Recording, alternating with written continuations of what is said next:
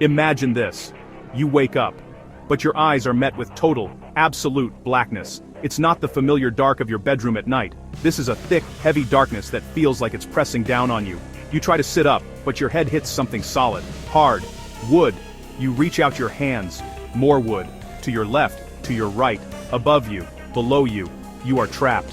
A wave of cold dread washes over you as the horrifying truth dawns. You are in a box. The air is stale, thick with the smell of earth and pine. You've been buried alive. This is the ultimate survival nightmare. This isn't just a scene from a scary film. It's, a primal fear that has haunted humanity for centuries. The thought of being trapped 6 feet under the earth, conscious and alone, is terrifying. Your heart starts to pound, a frantic drum against your ribs. Your first instinct is to fight, to push, to scream. But in this confined space, every movement is restricted. Every breath feels precious. The silence outside your wooden prison is deafening. You are completely cut off from the world, a living soul sealed within a tomb. It's a situation where every second counts, and your own body becomes your worst enemy. The first thing you notice after the panic is the temperature. It starts to drop. The earth around your coffin is a natural insulator, but it's cool. A damp chill begins to seep through the wood, making your clothes feel clammy against your skin. You try to take a deep breath to calm your nerves, but the air is already thin. It feels heavy in your lungs. The claustrophobia is overwhelming, a physical pressure that matches the mental one. Your world has shrunk to the size of this box, and the reality of your situation is a crushing weight, far heavier than the soil above.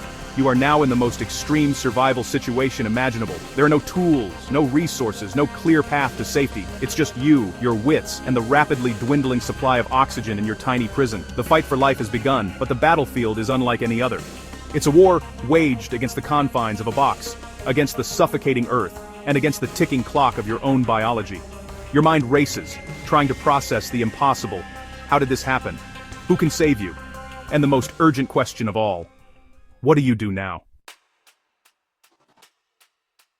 The moment your brain understands the danger, your body kicks into survival mode. This is the classic fight or flight response, but here, there's nowhere to fly. Your adrenal glands flood your system with adrenaline. This is what makes your heart hammer against your chest. Your breathing becomes fast and shallow as your body tries to get more oxygen. Unfortunately, this is the worst thing you can do. Every panicked gasp uses up the precious air in your coffin much faster. It's a cruel trick of nature. The very instinct meant to save you is now accelerating your doom. Your muscles tense up, ready for action. You might feel a surge of incredible, desperate strength. This is your body preparing to push, to punch, to break free. But inside the coffin, this energy has nowhere to go. You're pinned. The space is too small for any meaningful movement. You might try to push against the lid, but the weight of the soil above is immense. A standard grave is covered by hundreds of pounds of dirt. It's like trying to bench press a car. This futile struggle only makes you sweat, raises your body temperature, and burns through your oxygen even more quickly. As you hyperventilate,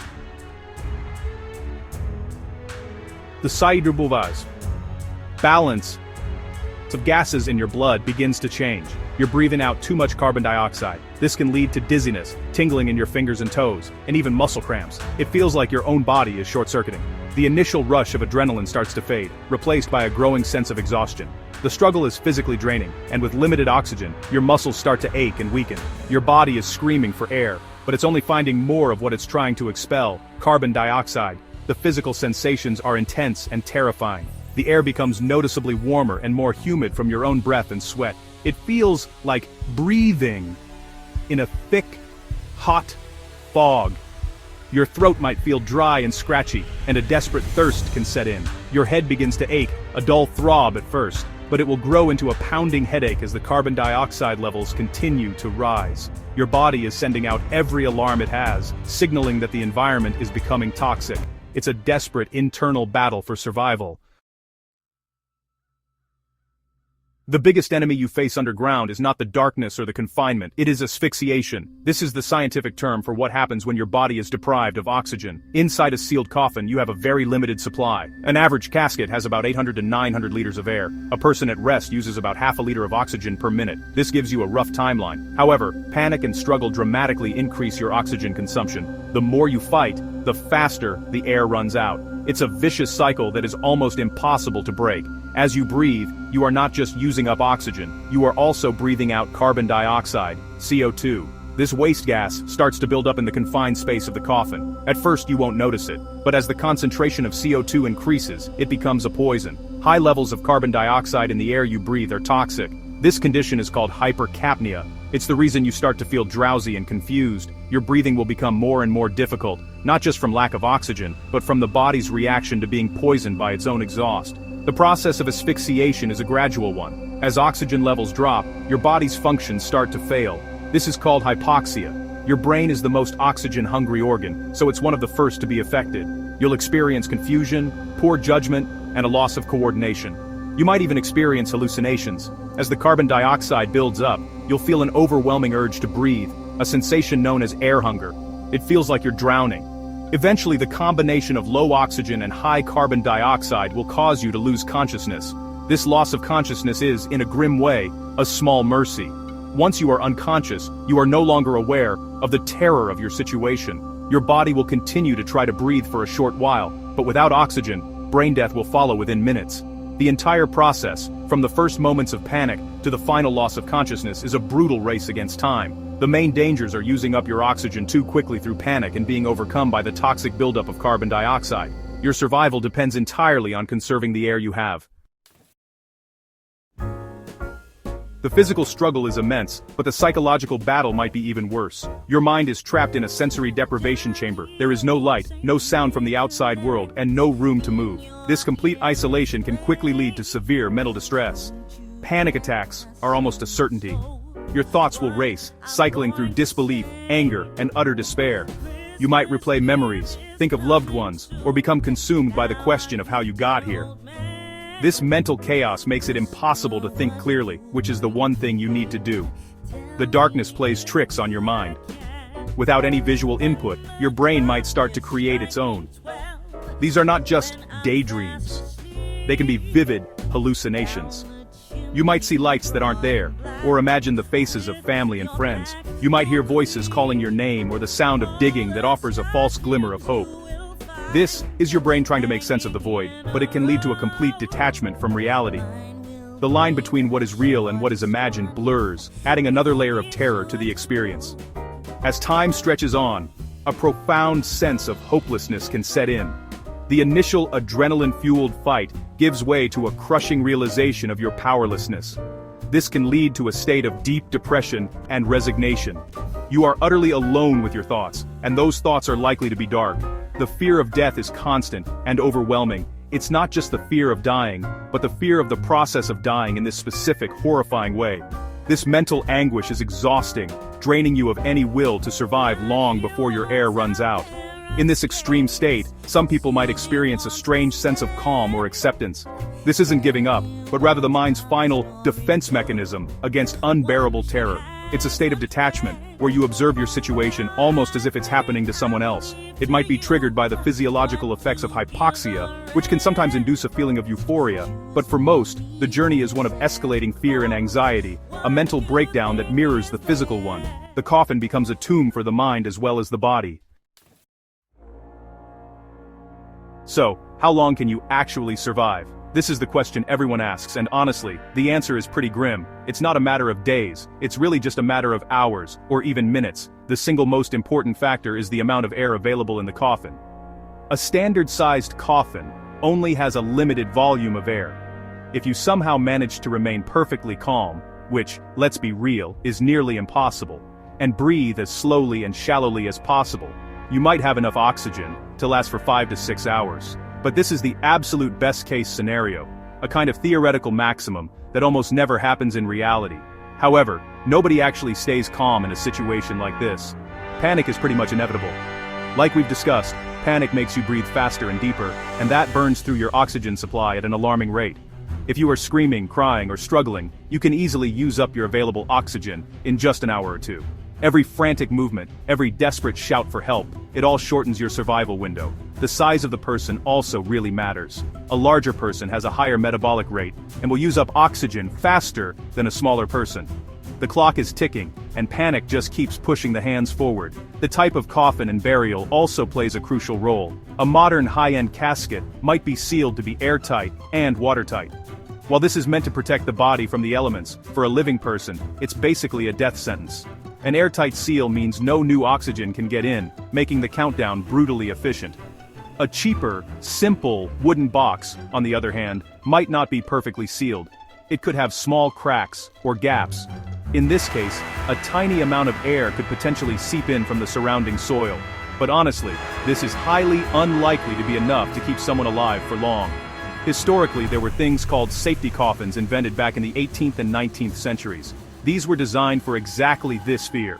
They had bells, flags, or air tubes that the deceased could use to signal to the surface if they woke up. These inventions really show just how real the fear of premature burial was.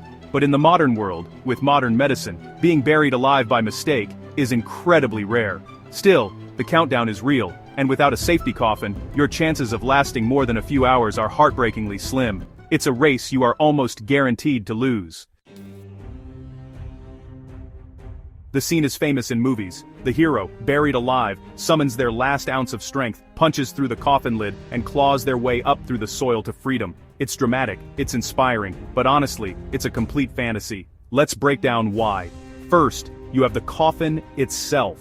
You are lying on your back with almost no leverage. Try punching something directly above you right now. You can't generate much force. Inside a coffin, your arms are pinned to your sides, giving you only a few inches of movement. You simply cannot generate the power needed to break through solid wood. Even if you could somehow crack the wooden lid, you then face an even greater obstacle, the weight of the earth. A standard grave is dug about 6 feet deep. After the coffin is lowered, it's covered with soil. A cubic foot of soil can weigh up to 100 pounds. That means you could have over 2,000 pounds of dirt pressing down on the coffin lid. Trying to push that lid open is not like lifting weights, it's like trying to move a mountain that is actively pressing back on you. It is physically impossible for a human to lift that kind of weight from a position of zero leverage. Let's imagine another impossible scenario. You manage to break the lid, and the soil starts pouring in. This is not your path to freedom. It's a faster way to die. The loose dirt would immediately fill the coffin, pinning you down completely and filling your mouth and nose. You would be smothered by the very earth you are trying to escape. There is no swimming through soil. It is dense and compact.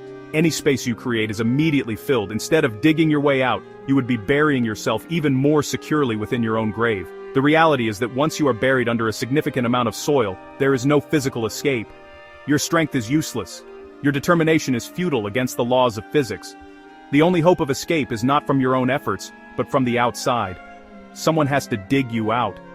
This is a terrifying thought, as it removes all control from you. Your survival is completely dependent on an outside rescue, which is why making your presence known is the only viable, albeit desperate strategy. The movie Escape is a myth. The reality is far more restrictive and final. You're trapped. You can't break out. Your only hope is that someone on the surface will realize you are down there. The most natural instinct is to scream. You scream until your throat is raw, a desperate, primal cry for help. But will anyone hear you? Unfortunately, the answer is almost certainly no. 6 feet of soil is an incredibly effective sound insulator. The dense, packed earth absorbs sound waves almost completely. Even the loudest, most piercing scream would be reduced to an imperceptible mumble by the time it reached the surface, if it reached it at all.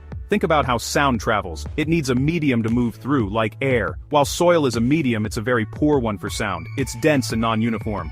Your voice would have to travel through the wood of the coffin, then through several feet of tightly packed dirt. Any sound that managed to get through would be so faint that it would be indistinguishable from the wind or other background noises. A person walking directly over your grave would likely hear nothing at all. Shouting is a hopeless endeavor that only serves to waste your precious breath and energy.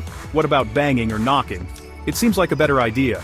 The vibrations might travel through the ground more effectively than your voice. You could try to use a belt buckle, a ring, or your heels to knock a rhythm on the coffin lid. In theory, this is a slightly better strategy than screaming. Low-frequency vibrations can travel through the ground more effectively than high-frequency sound waves. However, you still face the same fundamental problem. The soil is a powerful dampener, absorbing these vibrations before they can travel very far. It is still highly unlikely anyone would feel or hear it. This is the ultimate isolation. You can scream, you can bang, you can fight, but you are creating sound and fury in a vacuum of silence. The world above continues on, completely oblivious to your desperate struggle below. This inability to communicate is one of the most psychologically crushing aspects of being buried alive. It solidifies the feeling of being completely and totally alone. Your voice, your last tool to connect with the world, is stolen from you by the very earth that entombs you. Your cries for help are swallowed by the darkness. The fear of being buried alive, or taphophobia, was so widespread in the 19th century because it actually happened. Medical science was not as advanced, and conditions like comas or catalepsy could easily be mistaken for death. One of the most famous cases is that of Angelo Hayes. In 1937 in France, the 19-year-old crashed his motorcycle and was declared dead. His parents were not allowed to see the body due to the severe head injuries. He was buried 3 days later. However, an insurance investigation led to his body being exhumed 2 days after the funeral. To everyone's astonishment, his body was still warm. Doctors realized he had been in a deep coma that reduced his body's need for oxygen. He was rushed to a hospital and eventually made a full recovery. The coffin had not been airtight, and his shallow breathing in the comatose state allowed him to survive on the minimal oxygen available. Angelo Hayes went on to live a full life and even became a local celebrity. He later invented a security coffin with a radio transmitter, a toilet, and even a small library, showing how the experience had marked him. His story is a one-in-a-million miracle, a testament to the strange possibilities of human survival. Not all stories have a happy ending. In 2014, a tragic case occurred in a small town in Greece. A 45-year-old woman was declared dead from cancer and buried. Hours after the funeral, workers and children playing in the cemetery heard muffled screams and banging coming from inside her grave. They frantically called the police and started digging. By the time they managed to pull the coffin out and open it, it was too late. The woman had died from asphyxiation. It was a horrific scene that haunted the community, a real-life nightmare come true. These stories, both of survival and of tragedy, show that this primal fear is rooted in a terrifying reality. While modern medicine makes such mistakes exceedingly rare, they are not impossible. Another story from the 19th century tells of a woman named Virginia McDonald, whose family insisted on delaying her burial. When they finally opened her coffin just before interment, they found the lining shredded and her fingers bloody from her attempts to escape. These chilling accounts are a stark reminder of the horrors that lie beneath this universal fear, echoes from the grave that continue to fascinate and terrify us. To be buried alive is to face the ultimate survival challenge, one where the odds are stacked impossibly against you. It is a convergence of our deepest fears: darkness, confinement, isolation, and suffocation. We've explored the brutal reality. The body's panicked response betrays you by wasting air. The mind, under siege from sensory deprivation and terror, begins to fracture. The countdown to asphyxiation is terrifyingly short, measured in hours at the absolute most. Escape through your own physical strength is a myth, a cruel fiction created by Hollywood. Your voice and cries for help are swallowed by the silent earth. The science is unforgiving. The physics of the soil's weight and the biology of our need for oxygen create a near-perfect prison. The historical accounts of both miraculous survival and horrific tragedy show us that this is not just a bogeyman story. It has been a real and terrible fate for some. The story of Angelo Hayes is a beacon of impossible hope, while the tragedy in Greece is a stark reminder of the grim reality. These tales underscore why this fear is so deeply embedded in our collective psyche. It is the ultimate loss of control, the final, lonely struggle. So what is the takeaway from this journey into the darkness? It is a profound appreciation for every breath we take. It is a respect for the power of nature and the fragility of our own lives. Understanding what really happens when someone is buried alive doesn't make it less scary. In fact, knowing the scientific details, the buildup of carbon dioxide, the futility of escape, makes it even more chilling. It strips away the myths and leaves us with the cold, hard, claustrophobic truth. It is a scenario where the environment is the enemy and time is the executioner. In the end, the story of being buried alive is a story about the preciousness of life itself. It forces us to confront our own mortality in the most visceral way imaginable. It's a reminder that survival is not just about skill and strength, but sometimes about circumstances beyond our control. It's a dark topic, but by exploring it, we gain a deeper perspective on the light. We understand the value of open spaces, of fresh air, of the simple ability to stand up and walk. It is the ultimate nightmare, and understanding it makes us more grateful for the simple reality of being alive and free.